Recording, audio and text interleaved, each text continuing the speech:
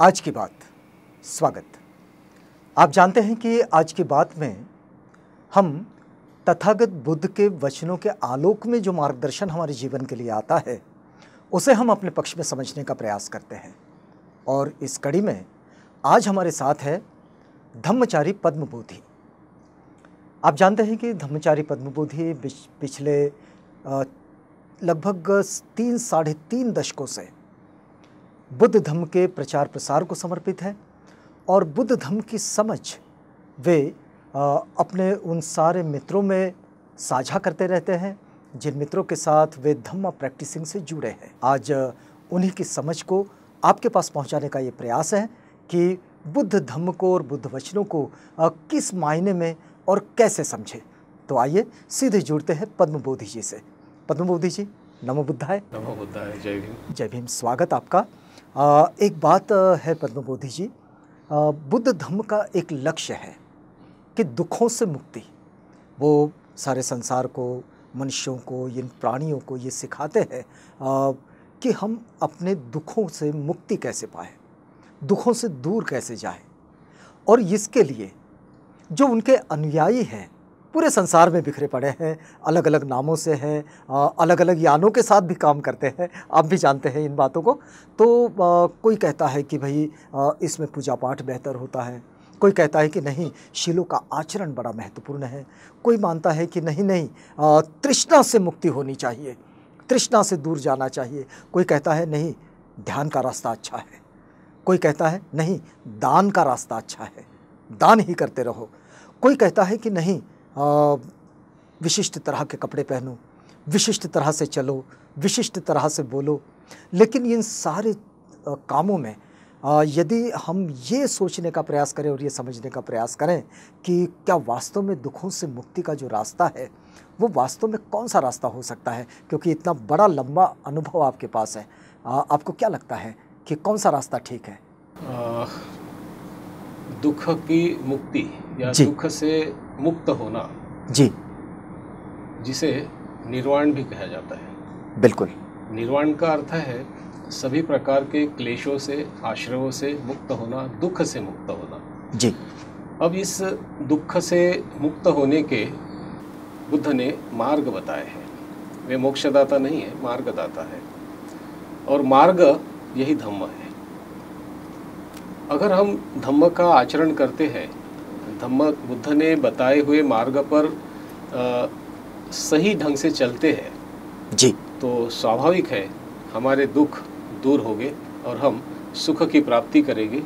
इसका मतलब हम निर्वाण की अवस्था तक पहुंच जाएंगे, और निर्वाण ही बौद्ध धम्म का अंतिम उद्देश्य है, लक्ष्य है। तो ये जो बात है कि जिसे लोग कहते हैं कि नहीं, ये ध्यान ही करना चाहिए, कुछ लोग कहते हैं कि नहीं, पूजा पाठ करना चाहिए, कुछ लोग कहते हैं कि नहीं, दान की प्रैक्टिसिंग अच्छी प्रैक्टिसिंग है, कुछ लोग कहते हैं कि नहीं, शीलों की प्रैक्टिसिंग करें, कुछ लोग बड़े करुणावान होकर जीते हैं, कुछ लोगों को ऐसा लगता है कि नहीं, इसके लिए तृष्णा का त्याग करना होगा, और तृष्णा को समझ नहीं पाते हैं।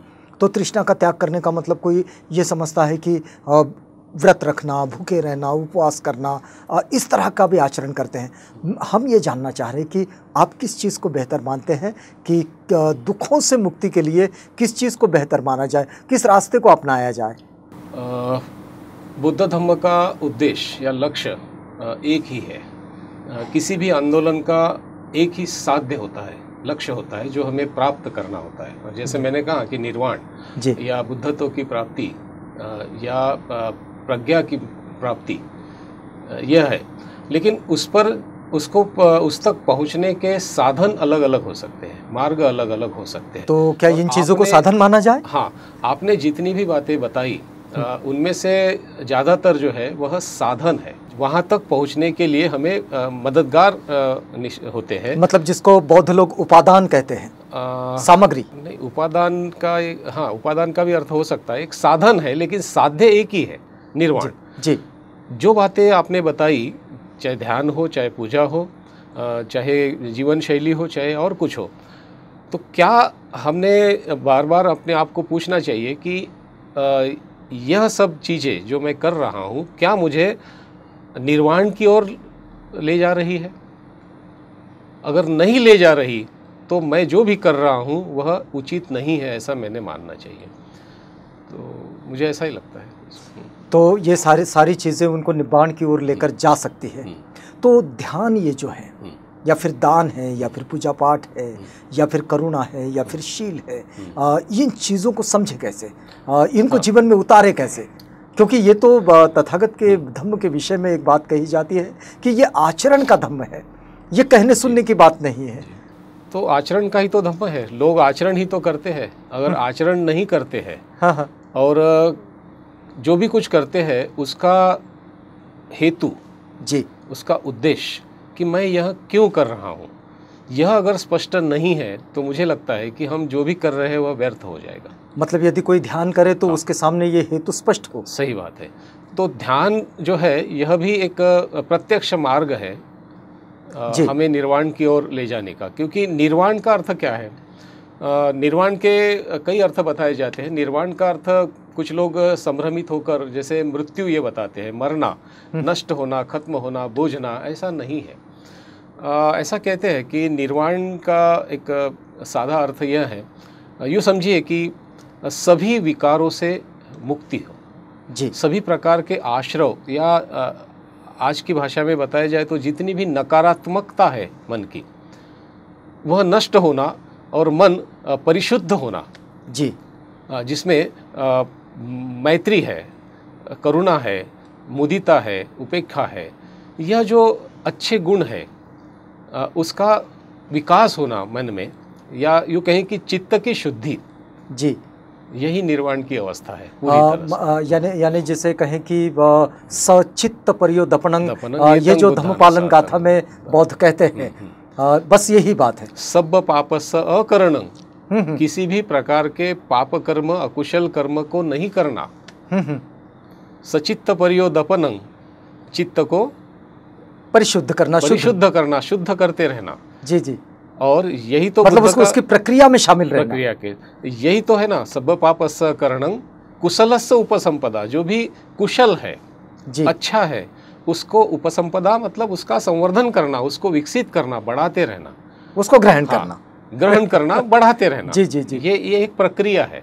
अच्छा, लेकिन इसी में यदि दुखों से मुक्ति की बात को अगर समझा जाए या फिर निब्बाण को समझा जाए, तो आप कैसा मानेंगे कि करुणा की कोई प्रैक्टिस करता है, सिर्फ करुणा की, तो वो निब्बाण की ओर कैसे पहुंचते हैं? देखिए, करुणा की प्रैक्टिस करना है तो आपको मैत्री भावना का विकास करना पड़ेगा। जी, क्योंकि करुणा जो है यह एक्टिव है, मैत्री का अभिव्यक्त रूप है। अगर आप में मैत्री भावना ही नहीं है तो आपके मन में करुणा जागेगी नहीं। मतलब मैत्री भावना के विकास के साथ आगे बढ़ना होगा। मैत्री का अगर विकास होता है तो करुणा विकसित होती ही है। जी, ऐसा कहते हैं कि करुणा ये it's an expression of your मैत्री भावना।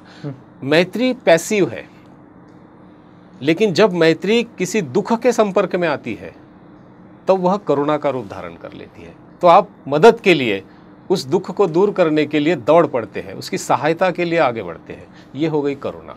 जी, पद्म बोधि जी, ये बात जो है आज की बात, इसको यहाँ रोकना होगा, क्योंकि अगली बात को हम अगली कड़ी से आगे बढ़ाएंगे। हम आपको बताते हैं कि पद्म बोधि जी से ये बातचीत आगे भी चलती रहेगी, लेकिन आज की बात में हमें यहाँ पर रुकना होगा।